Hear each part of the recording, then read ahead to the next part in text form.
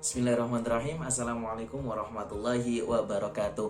Apa kabar anak-anak semua? Semoga tetap semangat dan tetap sehat ya, meskipun kita belajarnya dari rumah.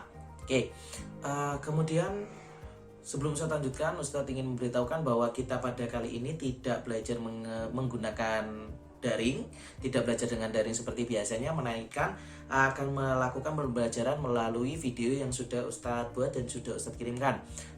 Kemudian mohon untuk anak-anak perhatiannya harus sangat maksimal atau perhatiannya harus benar-benar kepada penjelasan Ustadz, karena di pertemuan yang akan datang akan Ustadz tanyakan mengenai materi yang akan Ustadz sampaikan pada hari ini, dan juga pertemuan-pertemuan ataupun materi-materi pada pertemuan yang sebelumnya. Kita akan mulai masuk pembelajaran.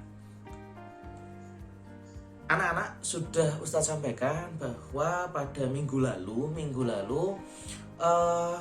sholat sunnah rawatib itu dibagi menjadi dua. Ada dua. Sholat sunnah rawatib dibagi menjadi dua. Yang pertama adalah sunnah mu'akkad.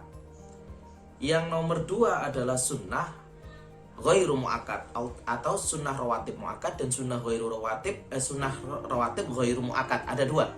Nah, sunnah mu'akkad itu artinya benar-benar atau sangat dianjurkan. Karena apa? Karena sering dilakukan oleh Rasulullah. Makanya namanya mu'akkad. Sangat-sangat dianjurkan. Kemudian adapun sunnah ghairu mu'akkad artinya tidak begitu dianjurkan, tapi tetap sunnah. Meskipun tidak begitu dianjurkan. Karena apa kok dinamakan ghairu mu'akkad? Tidak sering dilakukan oleh Nabi atau tidak menjadi kebiasaan Nabi Muhammad. Nah, kalau yang mu'akkad tadi sudah menjadi kebiasaannya Nabi Muhammad untuk melakukan sholat sunnah tersebut. Nah, jadi itu antara ghairu mu'akkad dan mu'akkad. Kemudian Ustadz juga minggu lalu menjelaskan mengenai rokaat-rokaat sholat sunnah rawatib. Ada yang 2 rakaat sebelum subuh, ada yang 2 rakaat sebelum zuhur, 2 rakaat setelah zuhur, dan yang lainnya yang sudah Ustadz sampaikan pada pertemuan minggu lalu dan juga ada pada modulnya Ustadz. Nah, kemudian pada pertemuan kali ini Ustadz hanya akan sedikit menyampaikan ya, bahwa ketika kita sholat sunnah rawatib ya, amal ibadah atau sholat fardu yang tidak sempurna pahalanya, seperti yang sudah Ustadz sampaikan di pertemuan pertama, itu akan terlengkapi karena kita melakukan sholat sunnah rawatib. Itu yang pertama. Kemudian begitu juga kebaikan-kebaikan ataupun ganjaran-ganjaran yang akan kita terima itu lebih banyak daripada kita tidak melakukan sholat sunnah rawatib. Nah, jadi itu keutamaan dari sholat sunnah rawatib.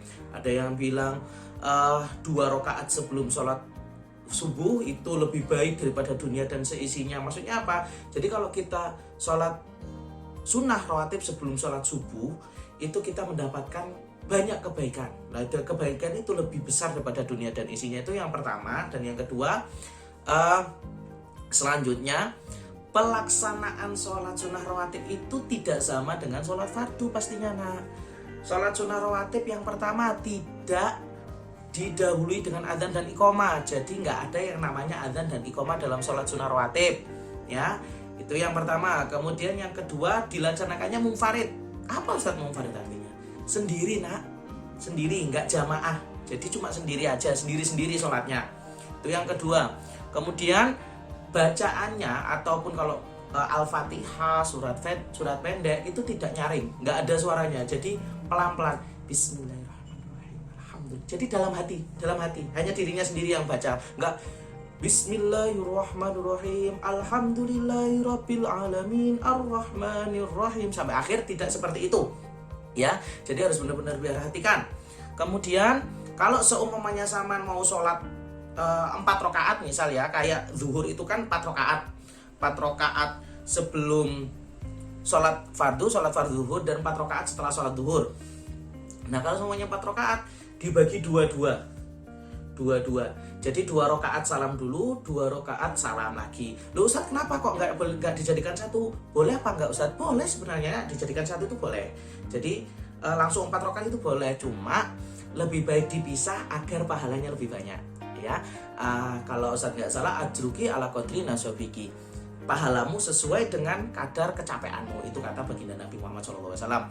Nah, kemudian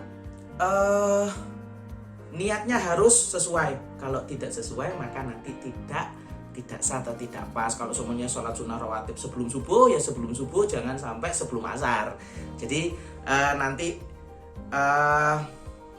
tidak pas, nggak sah seperti itu, karena innamal a'malu binniyat. Oke.